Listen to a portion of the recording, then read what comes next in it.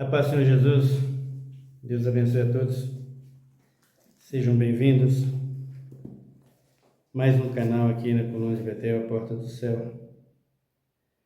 Nós estamos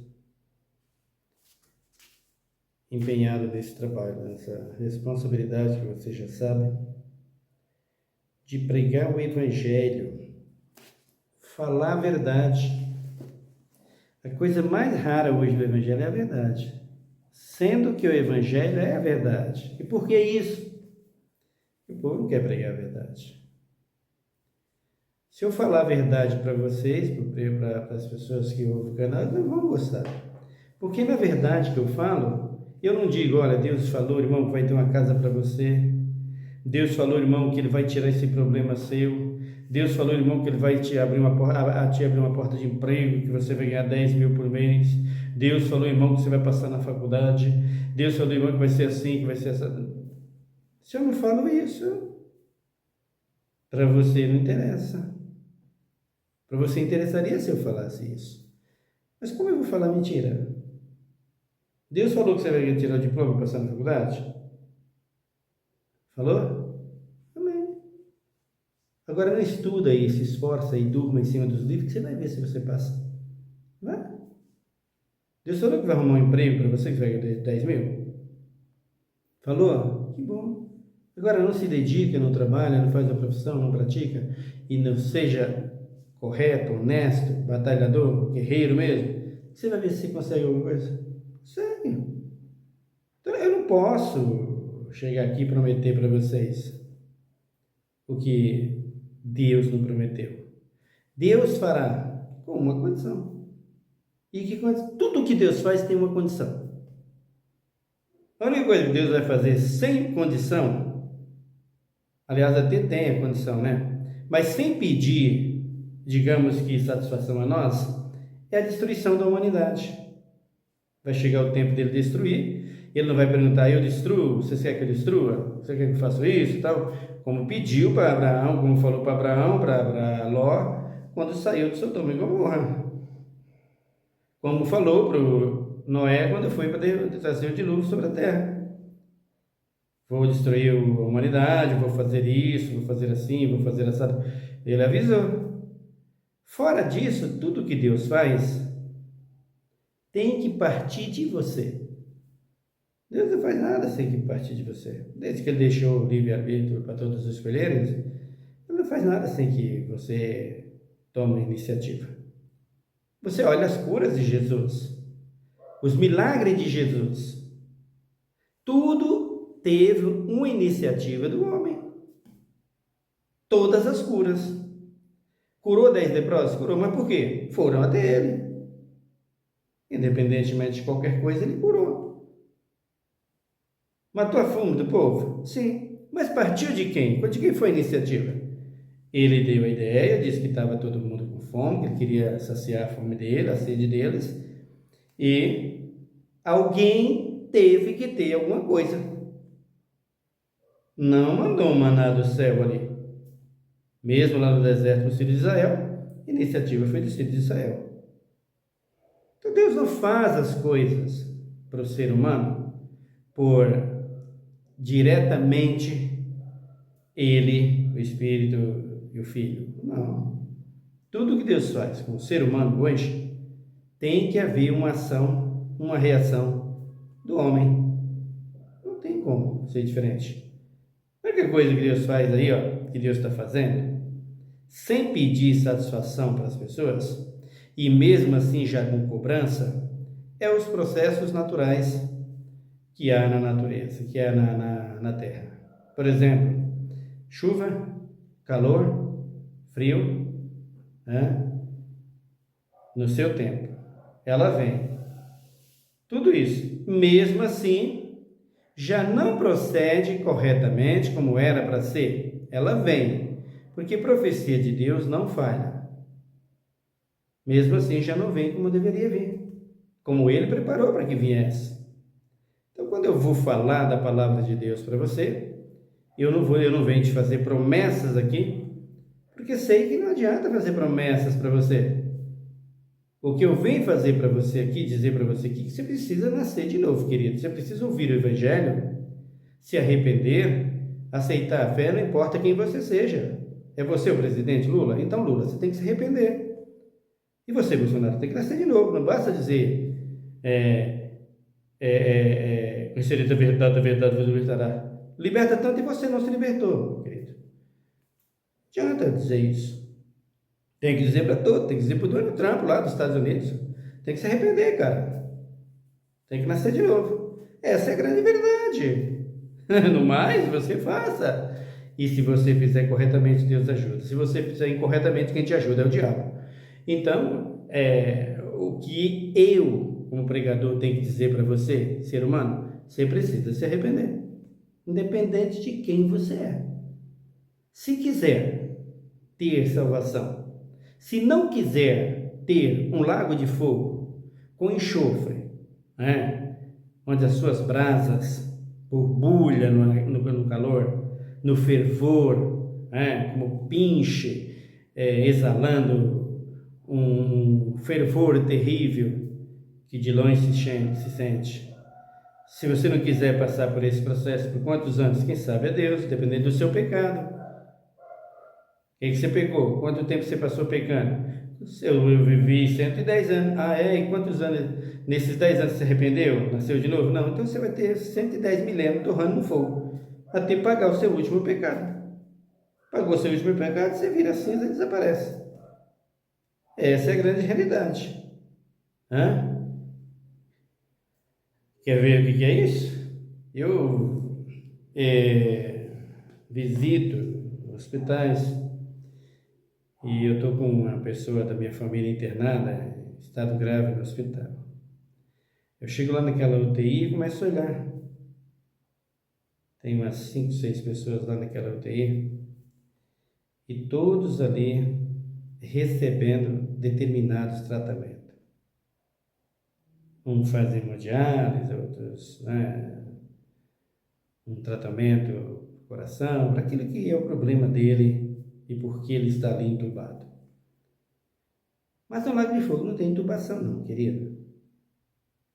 Para você tomar um remedinho na veia, para aliviar o calor. A parábola lá do rico e Lázaro, molha o dedo aqui, coloca na minha boca, vai refrescar e tal. É uma parábola que não tem sentido. Mas, quando você olha para aquilo ali, parece ter algum sentido. Então, você pega a Bíblia e vai olhar em Apocalipse, e você olha para esse lago de fogo. Aí você olha para o estado da saúde das pessoas. Enquanto está aqui, querido, nesse corpo, há socorro humano. Saiu desse corpo, foi para a sepultura, acabou o socorro humano. A saída está no Espírito. Para a justiça divina, porque o juiz é dele, ele vai justificar. Procedeu bem? Lembra-se de Abel, e o Caim, O Caim levou a oferta que não agradou, Deus dispensou a oferta dele, o Abel levou a boa oferta, Deus o agradou, o Caim se enfureceu contra e acabou fazendo o que nós vimos na Bíblia. Quando Deus vê que o Abel tinha sido morto pelas mãos de Caim, e somente por inveja, e por uma má conduta do Caim, procedência maligna, ruim, então o que Deus faz? Vai cobrar a satisfação do Caim. E diz para o Caim: Caim, cadê teu irmão? Aí ele diz assim para Deus: meu irmão? Sou eu o guardador do meu irmão? Eu não fiz isso aí do meu irmão. Mas o sangue da terra, a terra abriu a boca para colher o sangue do teu irmão e ela está clamando a mim, Caim. O que você fez com o teu irmão? Deus diz para ele: Caim, você procedeu mal. Por que o Caim procedeu mal? Porque enfureceu contra o seu irmão quando Deus pediu uma oferta. E o problema foi unicamente do Caim. Porque Deus queria uma oferta. E Caim levou outro tipo de oferta, ele queria um objeto, ele queria uma dádiva que simbolizava ali sangue, a vinda do Messias ao mundo futuramente, naquela época. E ele levou uma coisa que não fazia sentido. Então enfureceu, achando que era o seu irmão que era o culpado. E quando o Caim sai dali, ó, Caim, ó, ouça, você descaiu o teu semblante. Não tente fazer nada contra o teu irmão. Não faça, avisou. O pecado jaz à porta, Caim. Está batendo no teu coração o pecado, ou seja, a fúria do Caim, sede de vingança, inveja, homicídio já tinha entrado na cabeça dele, na mente dele, ele já tinha proposto em seu coração, sai da presença de Deus e vai lá, se encoleriza contra o seu irmão e acaba matando. Então, Deus avisa. Deus fala, não faça isso. Mas o homem faz. Então, tudo que nós estamos vendo hoje, estamos contemplando hoje na nossa nação e nas nações, são obras das mãos dos homens, influenciada por Satanás. Os crentes olham a Bíblia aí, vai ler a Bíblia e vai dizer, estamos vivendo a grande tribulação. Já foi a grande tribulação em parte, 1260 anos de domínio total do Vaticano, do império, dos impérios romanos, ou seja, do comando papal, dos papas e o catolicismo romano, que matou cristãos, gente, crentes em fogueiras, asfixiados em cavernas, por toda a terra, por 1260 anos, e se confesso pelos próprios papas, né? Como João Paulo II, por exemplo, que esteve aqui no Brasil em 1980 e confessou isso, que eles o fizeram. É uma imagem da besta que se cumpriu, né? Que fazer isso, né? Só pode ser bestas mesmo, né? Então, vem essa tribulação que nós estamos vivendo, e os crentes dentro das igrejas em busca de promessas e promessas e promessas vazias, ao invés de se afirmar na verdadeira promessa que arrependei-vos é chegado o reino dos céus. Nascer de novo, para ir viver no céu. Por quê? Porque por fogo para onde vai, querido, não tem socorro. Não existe. Não existe votação lá, deputado. Você pode criar seu partido, o que você quiser. PSB, PSDB, PL, quem você quiser. Você pode fazer o L, você pode fazer o Bolsonaro, você pode fazer o que você quiser. Lá dentro não tem partido político, tá, meu querido? Lá você não é deputado. Aqui você é deputado, você faz o que você quer, que você é vereador, você faz o que você quer, que você é prefeito, você faz o que quer, que você é governador, você faz o que quer, o que você quer, que você é ministro e você faz o que você quiser. Aqui na terra você faz o que você quiser. Não tem lei contra você, não tem problema nenhum, pode continuar fazendo. Mas o seu dia no Lago de Fogo vai chegar e lá você não tem quem vota em você, tá? Adianta fazer seus palancos, né? Suas carruagens pelas ruas, inflamar os crentes, os pastores ir com você para Paulista. Lá não vai não, querido. Você não vai fazer isso lá, tá? Lá é fogo e enxofre, ardendo nos lombos, e não tem quem assopra, viu? Tem Hospital das Clínicas lá não, hein? Sírio-Libanês, né? Para você ir, né, pastor? Para você ir, né, prefeito, governador? Para você ser atendido? Tem não, lá não tem não, viu, querido? Lá não tem Sírio-Libanês, lá não tem Albert Einstein, lá não tem nada disso, Santa Casa, lá não, querido. Tem nada disso, se eu fosse você, eu cuidava aqui. E quando essa doença tomar os seus lombos, que chama-se Lago de Fogo, não tem remédio para matar essa praga, essa bactéria, viu, querido? Você criou isso para você. Então, você espera promessas que eu faça para você? A promessa que eu faço para você é o que está escrito em Atos dos Apóstolos. O tempo está cumprido e o reino está próximo. Arrependei-vos, crede no Evangelho. Quer apoderar-se da promessa de Deus? apropie-se delas pregando, avançando-se na fé, na justiça, no amor e na santidade. Porque senão, não tem outra saída. Você quer passar na faculdade? Passe, então estude, meu querido. Batalhe e vença. Quer ter um bom emprego? Estude. Dedique-se. Seja sincero e fiel. Se bem que não dá mais para ser fiel no Brasil com esses políticos, é meio difícil, né? Mas vamos lutar, temos o nosso caráter, não importa o que eles são. Não importa o que eles fazem. Eles fazem para a destruição do planeta e do país. E nós fazemos por amor, louvor e adoração ao nosso Deus e o bem da nossa pátria. E vamos ver quem é mais do que vencedor. Somos nós que servimos a Deus e que queremos o melhor, se é eles, que só se corrompem todos os dias.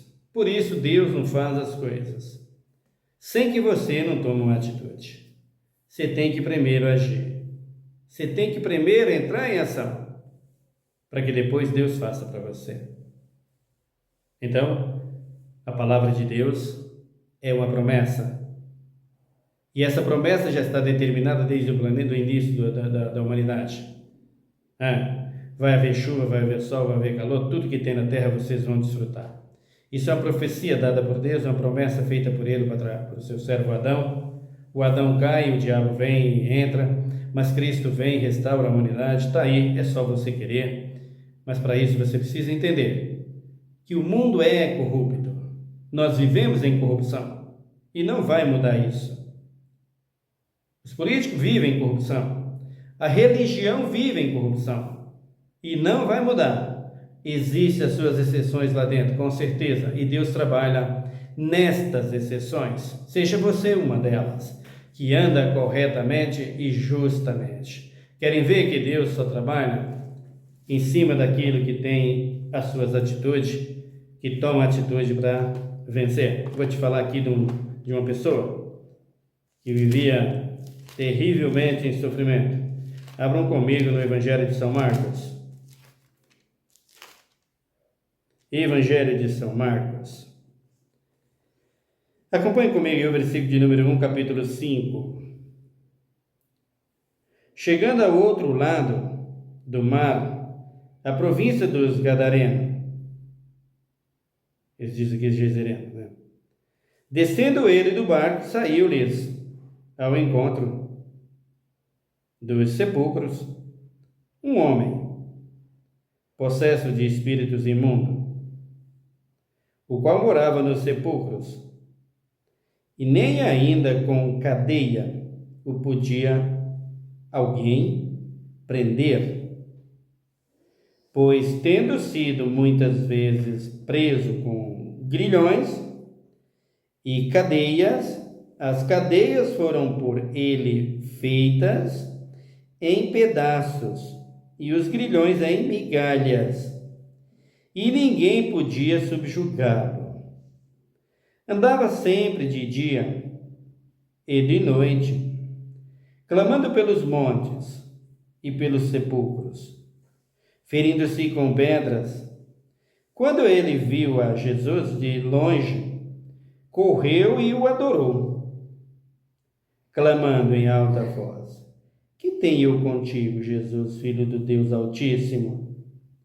Conjuro-te por Deus que não me atormentes. Pois Jesus lhes disse: Sai deste homem, espírito imundo.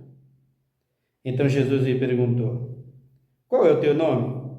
Respondeu ele: Legião é o meu nome, pois somos muitos. E rogou-lhes muito que não os enviasse para fora daquela província. Ora, andava ali pastando pelos montes uma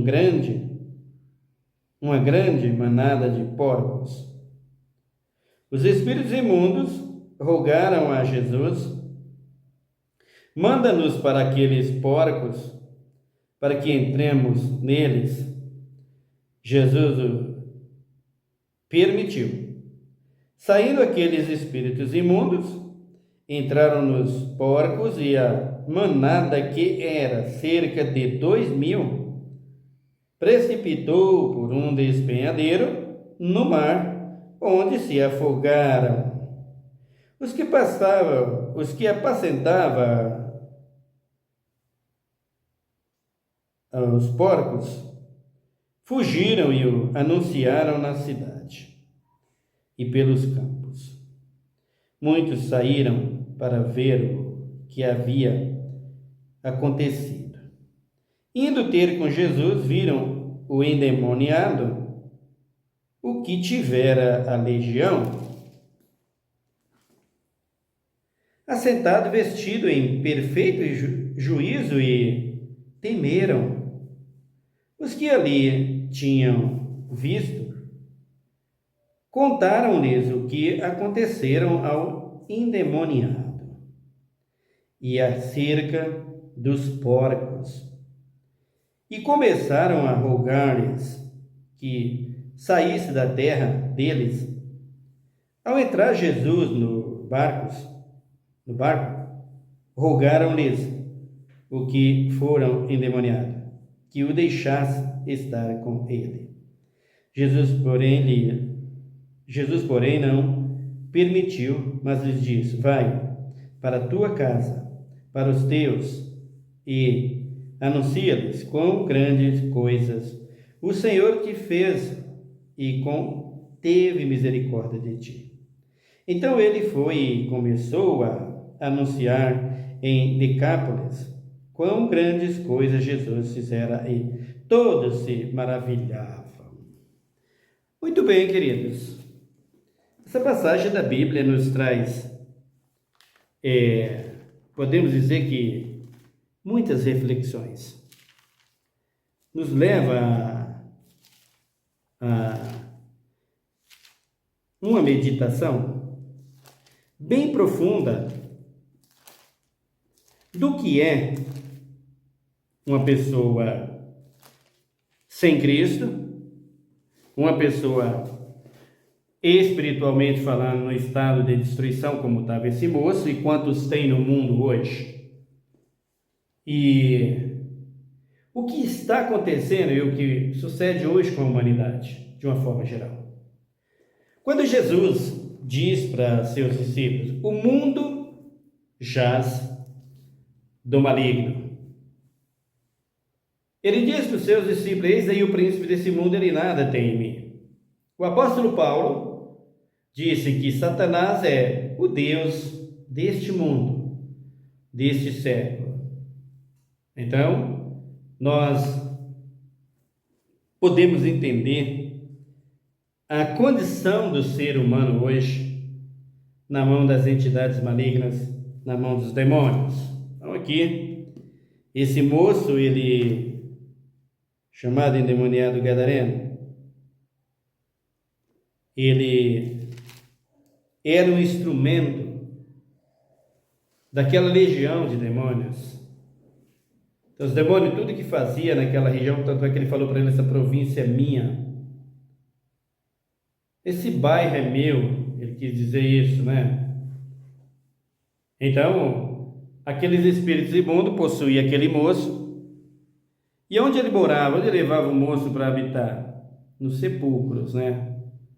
Os lugares mais baixos, mais humilhantes. E por quê? Porque é nos sepulcros aonde os espíritos imundos recebem as suas maiores ofertas. E que oferta? Oferta de sangue. Sangue humano. Já matou uma galinha preta para matar alguém? Você nunca fez isso? Você já fez algum trabalho para expulsar algum pastor, para tirar algum pastor do trabalho? Para tomar o lugar dele? Eu já fiz tudo isso. E já consegui.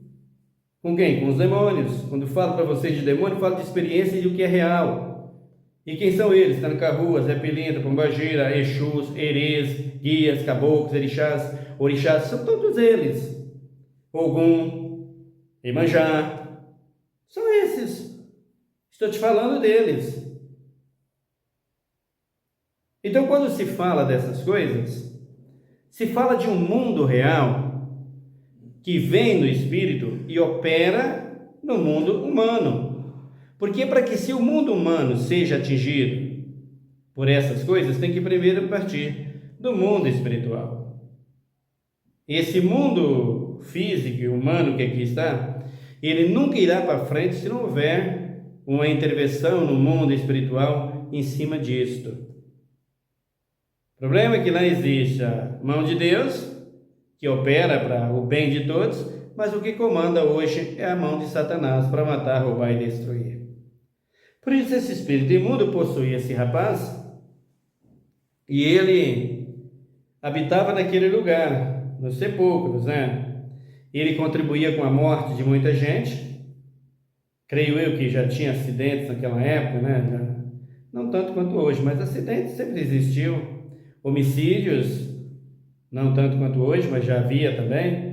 A primeira morte foi através de um homicídio, né? Você viu lá, já falamos aqui agora, né, nesse vídeo, Caim e o Abel. Então, já havia todas essas coisas. Já havia surdez, já havia mudez, já havia epilepsia, já havia tudo isso, queridos. Já tinha tuberculose, a tisca, já havia as doenças que está aí hoje, já estavam todas elas profetizadas, elas já existiam. A gringuena, que é o câncer, já estava aí, já estava lá. Então, todas elas já existiam. Então, Cristo, quando vem para trazer a resposta que ele fez a Abraão, Isaac e Jacó, que é a promessa de vir ao mundo, e lá no Éden, quando ele falou para a serpente, então ele vem já ciente de que tudo isso estava na terra e vem exatamente para dar essa solução para o ser humano. E uma das coisas que ele mais encontrou foi as pessoas endemoniadas. E esse endemoniado gadareno era uma coisa impressionante, né? Chamava a atenção de todos. Por quê? Por causa da força que estava naquele homem e do poder que ele tinha para destruir, né? Eles estavam uma força que eles não entendiam, o homem não entendiam, quando ele agia para atacar alguma coisa, né? Ele exercitava uma força ali, exibia uma força que as pessoas ficavam sem saber o porquê daquilo, né? Então, quando ele veio a Jesus, ele dominava aquela área, aquela região ali tinha porcos pastando, e tem pessoas que dizem que não é verdade, porque quem pasta é boi, é jumento, é cabra, é ovelha, porco não pasta. Você nunca criou, né, querido? Se você nunca criou, você fala isso. Mas eu que já criei, sei que pasta sim, senhor, tá? O porco pasta sim. Qual porco? Esse que nós criamos lá no campo. Ah, você já criou na beira de um rio, onde tem bastante gramas verdes, relvas verdes. Quando chove, ele vai ali, come aquelas relvas verdinhas. Você já viu isso ou não? Então, procura conhecer, tá? A Bíblia não erra. Estava pastando, sim, senhor. Estava comendo ali relvas, capinhas, o que ele come, não é todos, né? É bom saber o que ele pasta, o que ele come. Mas ele pasta sim. Então, os demônios, na vida daquele homem, se percebe que dominava sobre tudo, né? Era um bairro, uma região. Vamos dizer que existe aqui um espírito imundo que ocupa um terreiro e ele tem uma grande patente na área, na região, e ele comanda sobre muitos outros demônios. Por exemplo, 2.000 demônios, por exemplo, né? Aquele que estava no Gadareno, o comando ali era de quase 2.000 demônios. Tinha o líder que falou com Jesus, que era o principal a ocupar o corpo daquele homem, fazer daquele homem o seu cavalo, a sua matéria, o seu instrumento, o seu moleco, conforme é dito na Macumbaria. Então, ele possuía aquela pessoa, e quando ele apoderava-se daquela pessoa, para descansar naquela pessoa, os demônios não têm repouso, não têm descanso, eles estão vagando nas regiões celestiais, e quando ele pega uma pessoa, ele descansa ali. Enquanto ele descansava naquela pessoa, ele liberava os seus outros demônios, seus demônios que estavam no seu comando, no seu controle, para que eles naquela região fizessem o que tinha que fazer. O quê? Atropelar, matar através de acidente, briga entre casais, furtos, roubos, prostituições. Tudo isso é a obra dele. Então ele tem aquela morada ali e ele faz isso. E ele faz isso. Vai para matar, roubar e destruir, né? Essa é a função dos demônios. Essa é a função dele. Então aquele demônio dominava ali, ele ficava ali na vida daquele homem, e os outros demônios vai para fazer isso, né? Ia para o sepulcro para receber os corpos que ele tinha matado, que ele tinha contribuído, né? Com acidente, homicídio, com a cachaça, né? O cara bebe demais, é atropelado, morre aí de todo jeito, o cara fuma, o cara usa todo tipo de droga hoje, daqui a pouco está morto, o cara se entra em desespero, a depressão, do jeito que está hoje aí, as crises de ansiedade, a depressão, tantas coisas ruins, o cara vai lá, põe uma corda no pescoço e se mata. Tudo isso faz parte dos demônios de suicídio, de homicídios, de morte. Isso está ligado aos caboclos, aos guias, orixás, aos enxus, aos herês, a todos eles. A função deles é essa. Mas eles fazem o bem, eu sei qual é o bem que eles fazem. Tive com eles, querido. Fale por experiência. Falo por experiência. O diabo escraviza você, tira o que você tem, dizendo que está te dando, e você pensa que ele está mesmo te dando. E depois que ele tira o que você tem, ele faz de você um escravo e te oferece tudo de novo, você pega para ele te levar com ele para o lago que arde com fogo e enxofre, que a maioria diz que não existe. Pode se preparar, é para lá que vocês vão, se não se arrepender a tempo. A porta está aí aberta, e quem é a porta? Jesus de Nazaré. Então, esse endemoniado gadareno, esse rapaz, ele tinha uma função de servir os demônios naquele lugar, e Satanás tinha uma função de matar e roubar e destruir através dele. Quando Jesus se aproxima do rapaz, veja o que é interessante para a nossa vida cristã e para a vida no Evangelho. E você que está aí desapercebido, você que não vigia a sua vida, toma cuidado, porque o que você faz na carne acaba na mão de Satanás. Aliás, o diabo, ele é um ser terrível. É um cara presunçoso, tranquilo, sabe? Não se estressa, tranquilão. Ele sabe que tudo que o homem faz, se não tiver intervenção divina, acaba na mão dele.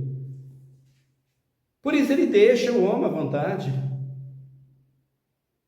A igreja espernia, grita: ei, somos do Senhor, que é isso, que é aquilo. Tá aí essa igreja evangélica que há 20 anos atrás começou aí com essa loucura de louvores, de cantos, de gritarias, de danças, essa loucura toda, e fez e desfez, e encheu de dinheiro. Hoje estão todos eles na mão do inimigo, sem medo de errar, com raras exceções.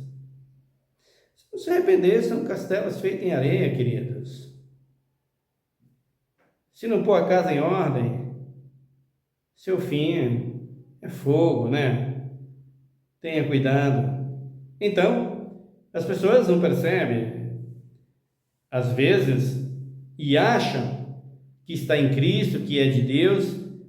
E não, queridos. Para ser de Cristo e de Deus, Paulo diz nas suas cartas, nós precisamos reconhecer. Jesus disse que para ter o Pai como seu Pai, você tem que nascer de novo, você tem que reconhecer Jesus como seu Salvador. O Verbo se fez carne e habitou entre nós. Se você não passar por esse processo, Você não vai fazer parte do reino de Deus nunca, jamais. Paulo disse para os Gálatas: olha, todo o tempo que o herdeiro é menino, de nada se difere dos servos. Nada se difere, é tudo igual. Aí ele diz: mas vindo a plenitude dos tempos, Deus enviou o seu filho, nascido de mulher, nascido sobre a lei, para resgatar, remir-se o que estava debaixo da lei, a fim de fazer o que, queridos? Receber a adoção de filhos. Então você precisa saber que nós hoje somos filhos de Deus por adoção, adoção em Cristo Jesus. Deus não tem nenhum filho na terra, Deus tem um filho nesse mundo. Nenhum filho Deus tem nesse mundo. Todos nós que hoje somos filhos de Deus, é através do sangue de Jesus que nos comprou e levou até o Pai. Somos filhos por adoção de Cristo Jesus, para pertencer ao Pai. Senão não pertencemos. Toda a raça humana pertence a quem? Ao pecado, meu querido. Todos pecaram, diz Paulo, destituídos estão da glória de Deus, e que de filho passou a ser. Nós que recebemos a Jesus como Salvador, não somos mais. Nós somos agora criaturas de Deus. E não, nós que não recebemos Jesus como Salvador, somos criaturas de Deus e não filhos de Deus. Para ser filhos, passa pelo processo. Esse camarada, esse gadareno aí, ele nos deixa lições de vida em Cristo Jesus, com os demônios, que nós vamos meditar um pouco mais.